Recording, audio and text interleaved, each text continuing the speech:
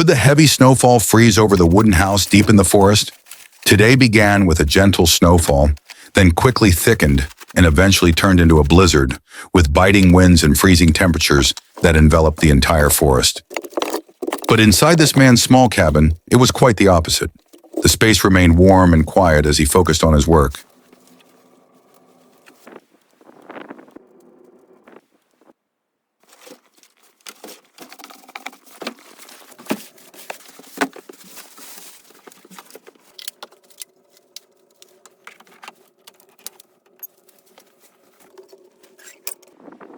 In the morning, the outside thermometer showed only about minus 18 degrees Celsius, but the strong wind made it feel as cold as minus 30 degrees Celsius.